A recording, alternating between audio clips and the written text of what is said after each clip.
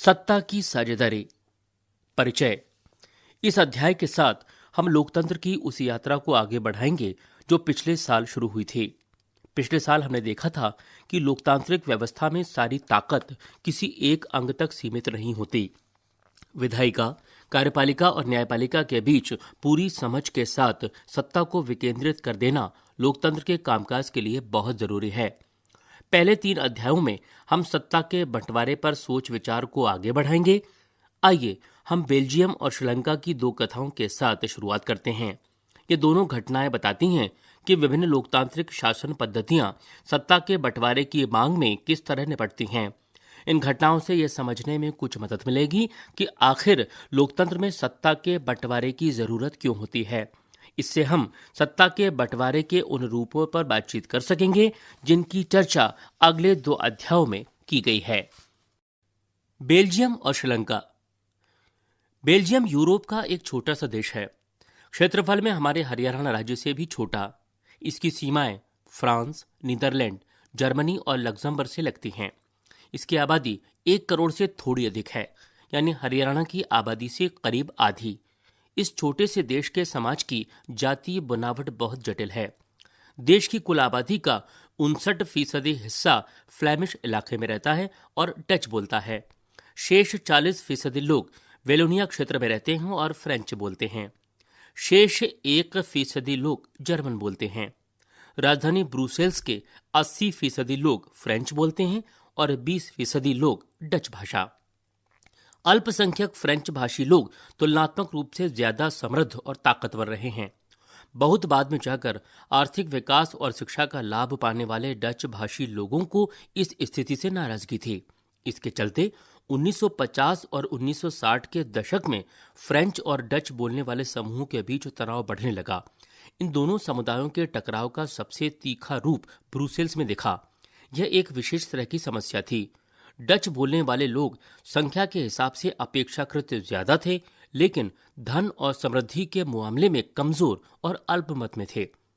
आइए इस स्थिति की तुलना एक और देश से करें। श्रीलंका एक द्वीपीय देश है जो तमिलनाडु के दक्षिण क्षेत्र में कुछ किलोमीटर की दूरी पर स्थित है। इसकी आबादी करीब 2 करोड़ है, यानी हरियाणा के बराबर। दक्षिण एशिया के अन्य देशों की तरह श्रीलंका की आबादी में भी कई जातीय समूहों के लोग हैं। सबसे प्रमुख सामाजिक समूह सिंहलियों का है, जिनकी आबादी कुल जनसंख्या की 74% है। फिर तमिलों का नंबर आता है, जिनकी आबादी कुल जनसंख्या में 18% है। तमिलों में भी 2 समूह हैं। श्रीलंकाई मूल के तमिल 13% और हिंदुस्तानी तमिल, जो औपनिवेशिक शासनकाल में बागानों में काम करने के लिए भारत से लाए गए लोगों की संतान हैं। मौजूदा श्रीलंका के नक्शे पर गौर करें तो पाएंगे कि तमिल मुख्य रूप से उत्तर और पूर्वी प्रांतों में आबाद हैं। अधिकतर सिंहली भाषी लोग बौद्ध हैं, जबकि तमिल भाषी लोगों में कुछ हिंदू हैं और कुछ मुसलमान। श्रीलंका की आबादी में ईसाई लोगों का हिस्सा 7% है और वे सिंहली और तमिल दोनों भाषाएं बोलते हैं। श्रीलंका में बहुसंख्यकवाद। सन 1948 में श्रीलंका स्वतंत्र राष्ट्र बना। सिंहली समुदाय के नेताओं ने अपनी बहुसंख्या के बल पर शासन पर प्रभुत्व जमाना चाहा। इस वजह से लोकतांत्रिक रूप से निर्वाचित सरकार ने सिंहली समुदाय की प्रभुत्व कायम करने के लिए अपनी बहुसंख्यक परस्ती के तहत कई कदम उठाए। 1956 में एक कानून बनाया गया, जिसके तहत तमिल को दरकिनार करके सिंहली को एकमात्र राजभाषा घोषित कर दिया गया। विश्वविद्यालयों और सरकारी नौकरियों में सिंहलियों को प्राथमिकता देने की नीति भी चली। नए संविधान में यह प्रावधान भी किया गया कि सरकार बौद्ध मत को संरक्षण और बढ़ावा देगी। एक एक करके आए इन सरकारी फैसलों ने श्रीलंकाई तमिलों की नाराजगी और शासन को लेकर उनमें बेगाना पर बढ़ाया। उन्हें लगा कि संविधान और सरकार की नीतियां उन्हें समान राजनीतिक अधिकारों से वंचित कर रही हैं। नौकरियों और फायदे के अन्य कामों में उनके साथ भेदभाव हो रहा है और उनके हितों की अनदेखी की जा रही है। परिणाम यह हुआ कि तमिल और सिंहली समुदायों के संबंध बिगड़ते चले गए। श्रीलंकाई तमिलों ने अपनी राजनीतिक पार्टियां बनाई और तमिल को राजभाषा बनाने, क्षेत्रीय स्वायत्तता हासिल करने तथा शिक्षा और रोजगार में समान अवसरों की मांग को लेकर संघर्ष किया। लेकिन तमिलों की आबादी वाले इलाके की स्वायत्तता की उनकी मांगों को लगातार नकारा गया। 1980 के दशक तक उत्तर पूर्वी श्रीलंका में स्वतंत्र तमिल ईलम सरकार बनाने की मांग को लेकर अनेक राजनीतिक संगठन बने। श्रीलंका में दो समुदायों के बीच पारस्परिक अविश्वास ने बड़े टकराव का रूप ले लिया। यह टकराव गृह युद्ध में परिणत हुआ। परिणाम स्वरूप दोनों पक्ष के हजारों लोग मारे जा चुके हैं। अनेक परिवार अपने मुल्क से भागकर शरणार्थी बन गए हैं। इससे भी कई गुना ज्यादा लोगों की रोजी रोटी चौपट हो गई है। आपने पढ़ा है कि हमारे क्षेत्र के देशों में आर्थिक विकास, शिक्षा और स्वास्थ्य के मामले में श्रीलंका का रिकॉर्ड सबसे अच्छा है, पर वहां के गृह युद्ध से मुल्क के सामाजिक, सांस्कृतिक और आर्थिक जीवन में काफी परेशानियां पैदा हुई हैं। बेल्जियम की समझदारी। बेल्जियम के नेताओं ने श्रीलंका से अलग रास्ता अपनाने का फैसला किया।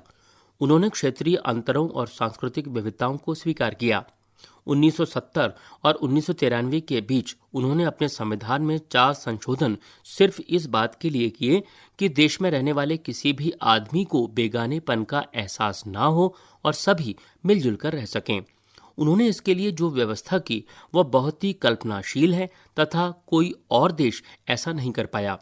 बेल्जियम के मॉडल की कुछ मुख्य बातें इस तरह हैं। संविधान में इस बात का स्पष्ट प्रावधान है कि केंद्रीय सरकार में डच और फ्रेंच भाषी मंत्रियों की संख्या समान रहेगी। कुछ विशेष कानून तभी बन सकते हैं जब दोनों भाषाई समूह के सांसदों का बहुमत उसके पक्ष में हो। इस प्रकार किसी एक समुदाय के लोग एक तरफा फैसला नहीं कर सकते।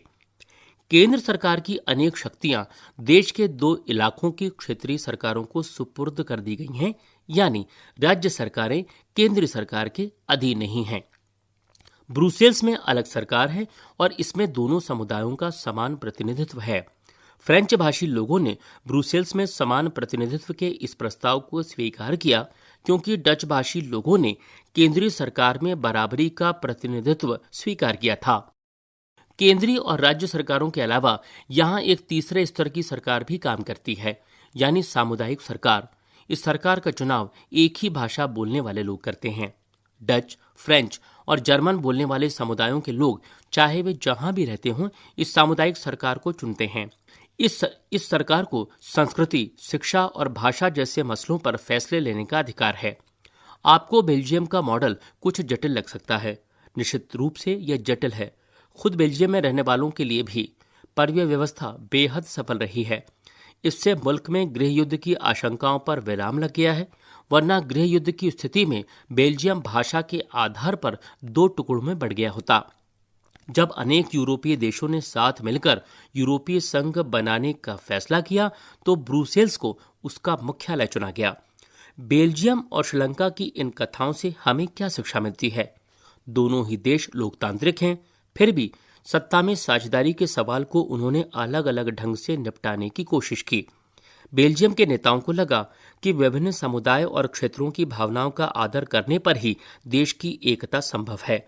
इस एहसास के चलते दोनों पक्ष सत्ता में साझेदारी करने पर सहमत हुए। श्रीलंका में ठीक उल्टा रास्ता अपनाया गया।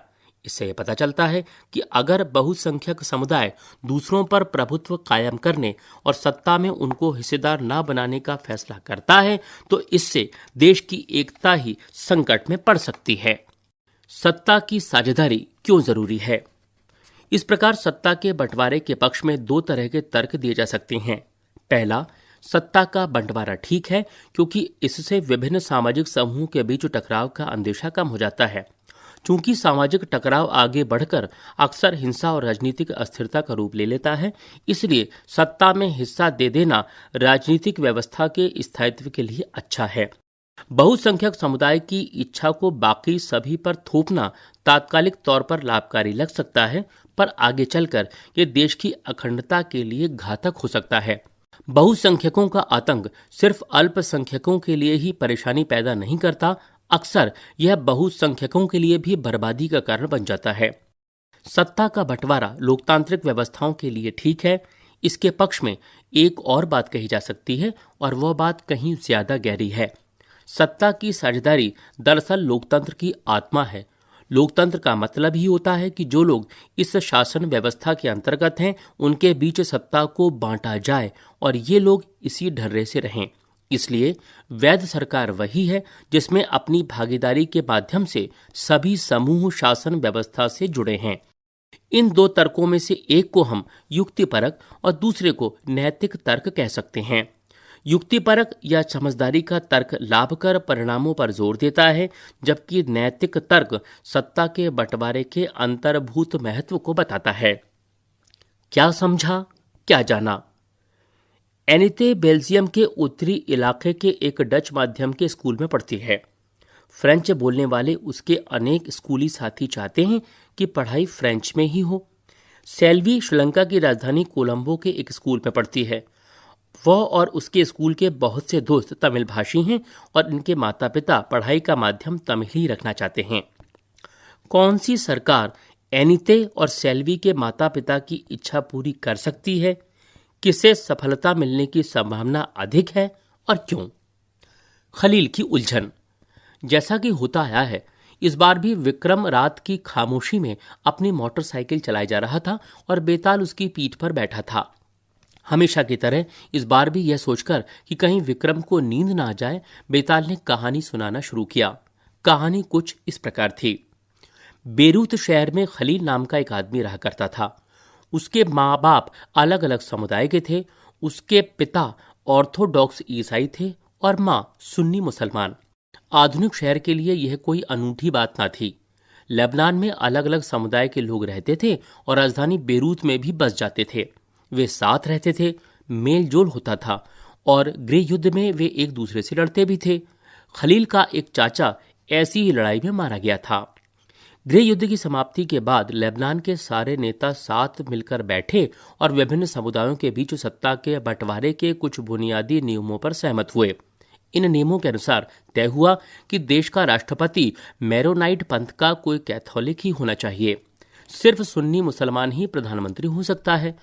उप प्रधानमंत्री का पद ऑर्थोडॉक्स ईसाई और संसद के अध्यक्ष का पद शिया मुसलमान के लिए तय हुआ। इस समझौते के अनुसार आगे से ईसाई फ्रांस से संरक्षण की मांग नहीं करेंगे और मुसलमान भी पड़ोसी सीरिया के साथ एकीकरण की मांग छोड़ने पर सहमत हुए। जब ईसाइयों और मुसलमानों के बीच यह समझौता हुआ था, तब दोनों ही की आबादी लगभग बराबर थी। बाद में मुसलमान स्पष्ट रूप से बहुमत में आ गए, पर दोनों पक्ष अभी भी उस समझौते का आदर करते हुए उसे मान रहे हैं। खलील को इस समझौते में बड़ी गड़बड़ी लगती है। वह राजनीतिक महत्वाकांक्षा वाला लोकप्रिय व्यक्ति है, लेकिन मौजूदा व्यवस्था के रहते वह सबसे बड़े पद पर पहुंच ही नहीं सकता। वह ना तो मां के धर्म को मानता है और ना ही पिता के। असल में वो चाहता ही नहीं है कि उसे किसी भी धर्म से जोड़कर पहचाना जाए। उसे समझ में नहीं आता कि लेबनान में अन्य सामान्य लोकतंत्रों की तरह क्यों नहीं चलता।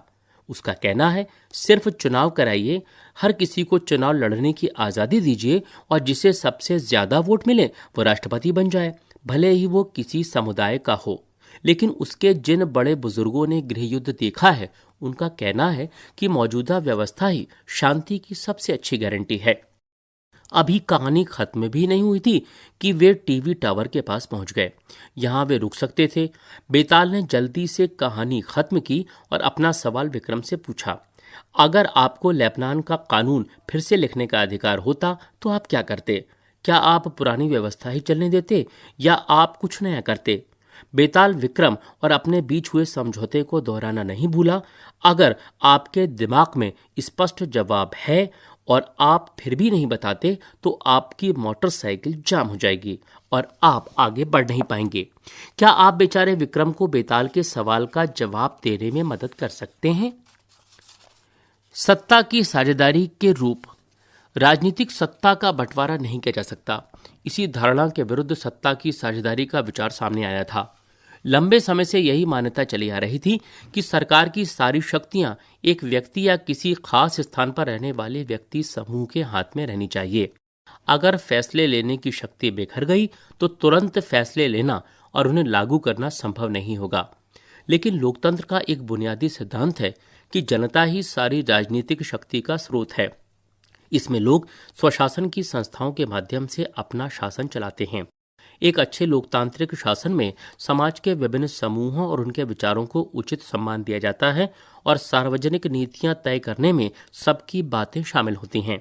इसलिए उसी लोकतांत्रिक शासन को अच्छा माना जाता है जिसमें ज्यादा से ज्यादा नागरिकों को राजनीतिक सत्ता में हिस्सेदार बनाया जाए।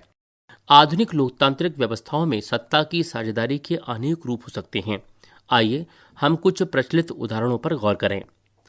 शासन के विभिन्न अंग जैसे विधायिका, कार्यपालिका और न्यायपालिका के बीच सत्ता का बंटवारा रहता है। इसे हम सत्ता का क्षैतिज वितरण कहेंगे, क्योंकि इसमें सरकार के विभिन्न अंग एक ही स्तर पर रहकर अपनी अपनी शक्ति का उपयोग करते हैं।